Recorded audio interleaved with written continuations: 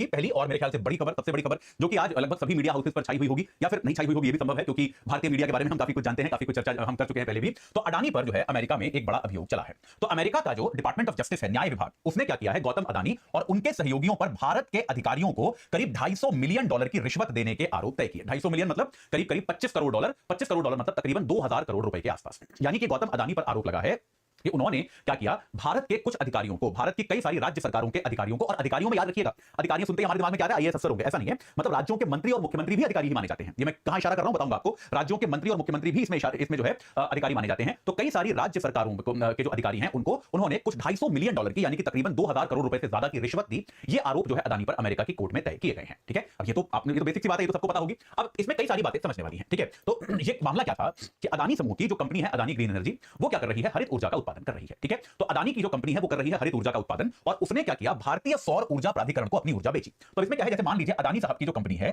वो 6 गीगावाट ऊर्जा का उत्पादन कर रही है, उनकी एक और सहयोगी कंपनी है वो 3 गीगावाट बिजली का उत्पादन कर रही है। तो ये 9 गीगावाट बिजली का उत्पादन जो है ये अडानी साहब की कंपनी कर रही है।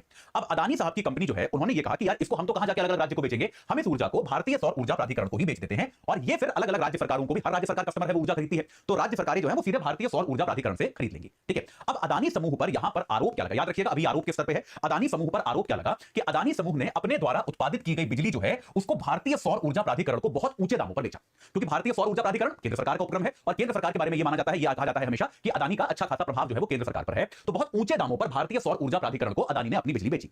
अब इतने ऊंचे दामों पर जब भारतीय सौर ऊर्जा प्राधिकरण ने बिजली खरीदी तो कोई राज्य इनसे खरीदेगा नहीं। ठीक है, ये बात सही है। जैसे एग्जांपल के लिए एग्जांपल लेते हैं आंध्र प्रदेश का, तो आंध्र प्रदेश को सौर ऊर्जा खरीदनी थी, आंध्र प्रदेश गया भारतीय सौर ऊर्जा प्राधिकरण के पास, उन्होंने कहा कि भाई आप हमको बिजली दे दीजिए, लेकिन अडानी ने चूंकि भारतीय सौर ऊर्जा प्राधिकरण को बिजली बहुत ऊंचे दामों पर बेची थी, तो भारतीय सौर ऊर्जा प्राधिकरण आंध्र प्रदेश को भी ऊंचे दामों पर बिजली ऑफर कर रहा था, तो आंध्र प्रदेश ने खरीदने से मना कर दिया कि ये तो बहुत महंगी है, इससे सस्ती तो हम किसी दूसरे देश से ले लेंगे या कहीं और से ले लेंगे। तो आरोप अडानी पर क्या है, इसको सुनिए ना, फालतू राजनीतिक टिप्पणी करने से कुछ हासिल नहीं होगा ना, यहाँ पे क्लास में नेतागिरी करने से कुछ नहीं मिलेगा कि ये तो सब चोर हैं, इससे मिला छोड़ दो, पढ़ाई लिखाई पर ध्यान दो ना। ये तो यहाँ जो समझा रहा हूँ कॉन्सेप्ट समझने की कोशिश करो। तो अडानी जो है ये सब जो है, तो ये समझ आया कि नहीं आया। तो आंध्र प्रदेश ने कहा कि यार हम तो कहीं और से बिजली खरीद लेंगे फिर ऐसा है तो, अगर आप इतने की दोगे तो अडानी समूह पर आरोप क्या है, अडानी समूह पर आरोप यह है कि वो आंध्र प्रदेश सरकार को उन्होंने रिश्वत दी। ये बात समझ में आई कि नहीं आई। अडानी समूह पर आरोप क्या है कि उन्होंने क्या किया, आंध्र प्रदेश सरकार, और केवल आंध्र सरकार नहीं और कई सरकारें जो हैं उनके अफसरों में मंत्री मुख्यमंत्री भी शामिल हो सकते हैं, बार बार कह रहा हूं, मैं मुंह से बोलूंगा नहीं लेकिन समझ जाइए कि जो है उन्होंने इसमें मंत्री मुख्यमंत्री भी शामिल हो सकते हैं, उनको जो है अडानी समूह ने रिश्वत दी और उनसे कहा कि यार तुम महंगे दामों पर ही सही हमारी जो ऊर्जा है भारतीय सौर ऊर्जा प्राधिकरण से इसे खरीद लो, और राज्य सरकारों ने अडानी से रिश्वत ली और महंगे दामों पर बिजली खरीद ली। ठीक है, इन 2000 करीब 2000 करोड़ से ऊपर की जो रिश्वत है, ये दावा किया जा रहा है कि इसमें 1750 करोड़ की रिश्वत जो है वो आंध्र प्रदेश के एक अधिकारी को ऑफर की गई है। और आमतौर पर इसमें नाम किसका रहा है, आंध्र प्रदेश के जो पिछले मुख्यमंत्री थे वाईएस जगनमोहन रेड्डी साहब, जो थे आंध्र प्रदेश में, अब तो मुख्यमंत्री बदल गए हैं, जब चंद्रबाबू नायडू हैं, उनके पहले जो जगनमोहन रेड्डी वहां पर मुख्यमंत्री थे, उनका नाम इसमें आ रहा है कि 1750 करोड़ रुपए की रिश्वत जो है वो वास्तव में आंध्र प्रदेश सरकार के अधिकारियों को ही ऑफर की गई है कि आप जो है इसको बिजली को महंगे दामों पर खरीद लीजिए। ये बात क्लियर हो गई, यहां तक तो समझ में आ गया। अब एक दूसरा सवाल आता है, दूसरा सवाल यह आता है कि भारत का उद्योगपति भारत के अफसरों को रिश्वत दे रहा है तो अमेरिका क्यों मुकदमा कर रहा है भाई। दूसरा सवाल आता है कि नहीं आता, एक भारतीय उद्योगपति भारत के अफसरों को, नेताओं को रिश्वत दे रहा है, भारत के अंदर दे रहा है, तो इसमें अमेरिका का क्या लेना देना है, इसमें अमेरिका जो है वो क्यों इसमें मुकदमे कर रहा है, अमेरिका इस पर क्यों आरोप लगा रहा है, इसके कारण है। देखिए अडानी समूह जो है, उनकी ये कंपनियां जो हैं, इसमें अमेरिका और दुनिया भर के निवेशकों का पैसा लगा हुआ है। तो अडानी की जो कंपनी है, जैसे मान लीजिए अडानी ग्रीन एनर्जी ही हो गई, तो अडानी ग्रीन एनर्जी में केवल भारत के निवेशकों का पैसा नहीं लगा, अडानी ने अपनी कंपनी को, अपनी कई सारी कंपनियों को न्यूयॉर्क स्टॉक एक्सचेंज पर भी लिस्ट कराया है, वहां पर भी वो कंपनियां लिस्ट होती हैं या फिर वहां के निवेशकों से पैसा लेकर आती हैं। और अमेरिका के कानून में जो है ये बात एकदम क्लियर है, ये वो बिल्कुल स्पष्ट करते हैं कि किसी भी तरह के, क्योंकि अमेरिका के कानून ये कहते हैं कि किसी भी तरह का ठेका पाने के लिए, काम पाने के लिए दूसरे देशों में अफसरों को, अधिकारियों को, मंत्रियों को, मुख्यमंत्री प्रधानमंत्रियों को रिश्वत देनी जो है वो अमेरिका के कानून के तहत अपराध है, और खास तौर पे तब जब उसमें अमेरिकी निवेश हो और आपने निवेशकों को बताया ना हो। तो अमेरिका का कानून ये कहता है कि अगर आपका इस तरह का कोई खर्चा है तो आप हमारे जो अमेरिका के लोग निवेश कर रहे हैं उनको बताइए कि भैया हमारा इस तरह का खर्चा है, ये आप उनको बताइए। अगर आप बिना बताए इस तरह का पैसा खर्च कर रहे हैं तो ये निवेशकों के साथ धोखाधड़ी है, हमारा ये मानना है। बाकी आप अपने देश में जो करना है करो, हमें कोई फर्क नहीं पड़ता, अमेरिका का ही कहना है। पर जहां पर हमारे निवेशक का पैसा लगा है, या तो आप हमारे निवेशक को बताओ, अपने फाइनेंशियल स्टेटमेंट में बताओ कि भैया हमने राज्य सरकार को प्रभावित करने के लिए या सरकारों को प्रभावित करने के लिए इतने हजार करोड़ रुपए खर्च किए हैं। अगर आप ऐसा नहीं बता रहे हो तो फिर ये निवेशकों के साथ धोखा है और ये अमेरिका में अपराध माना जाता है। ये समझ में आ गया या नहीं आया? तो तमाम कहानियां पढ़ोगे आप दुनिया भर के अखबारों में, इसको लेके समझा मैं रहा हूं आपको कि असली मामला क्या है। ठीक है, राजनीति से अलग हटके असली मामला मैं आपको बता रहा हूं उसमें क्या है। तो अमेरिका की ईस्टर्न डिस्ट्रिक्ट ऑफ, ये न्यूयॉर्क को गूगल अपने आप बदल के नई यॉर्क कर देता है, ईस्टर्न डिस्ट्रिक्ट ऑफ न्यूयॉर्क के न्यायालय में ये मामला चलाया जाएगा, ये स्पष्ट है। ठीक है, ये मामला जो है इसमें अभियोग तय हो गया है।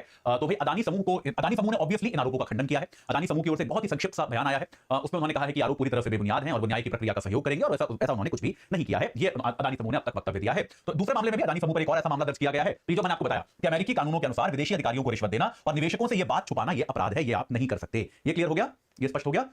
चलिए ठीक है। अब क्या हुआ, इसके बाद आरोप के बाद निश्चित तौर पे अदानी समूह की जो आर्थिक स्थिति है उस पर तो प्रभाव पड़ना तय था। तो अदानी ग्रीन एनर्जी ने क्या किया था, $600 मिलियन के बॉन्ड जारी किए थे। बॉन्ड जारी करने का क्या मतलब होता है, बॉन्ड क्या होता है, बॉन्ड एक प्रकार का शपथ पत्र होता है कि भाई हम आपसे इतना पैसा रेज करेंगे, हम आपसे जो है इतने पैसे हम प्राप्त करेंगे, तो आपको हम एक प्रकार का बॉन्ड जारी कर रहे हैं, उसके बदले में हम मार्केट से कैपिटल रेज कर रहे हैं। तो ये $600 मिलियन के बॉन्ड जो है अदानी ने रद्द कर दिए हैं। उन्होंने कहा अब हम ये बॉन्ड रेज नहीं करेंगे। अदानी समूह के सभी कंपनियों के शेयरों में गिरावट आई है, कल गिरावट देखी गई है। अदानी समूह की बहुत सारी कंपनियां हैं जो स्टॉक मार्केट पर लिस्टेड हैं, काफी सारे लोगों ने पैसा भी लगाया हुआ होगा, लेकिन उन सब में गिरावट देखी गई है। अभी गिरावट कितने दिन रहती है, समूह इससे कैसे उबर पाता है, क्या भारत के अंदर कोई कार्रवाई होती है या फिर नहीं होती, ये पता नहीं है, ये आने वाले दिनों में हमको पता चलेगा। अभी के लिए कम से कम इस पर कोई जानकारी नहीं है।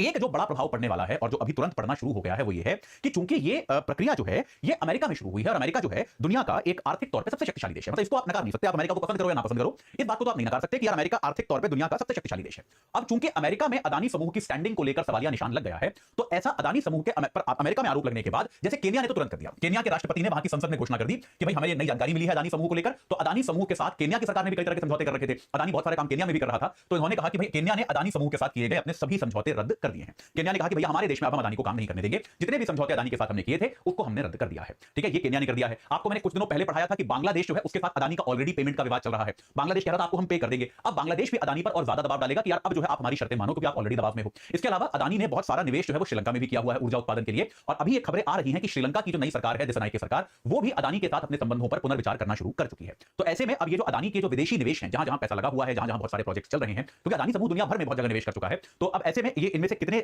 देशों में ये निवेश चलेगा, इसका फ्यूचर क्या होगा, ये अपने आप में देखने वाली बात है। इस पर जो है विचार आने वाले समय में किया जाएगा। इसमें एक और इंटरेस्टिंग बात, जो एक और इंटरेस्टिंग फर्क जो है, जो मुझे लगता है आने वाले समय में बहुत ज्यादा प्रभावित करेगा, वो है जनवरी में अमेरिका में नई सरकार का आगमन।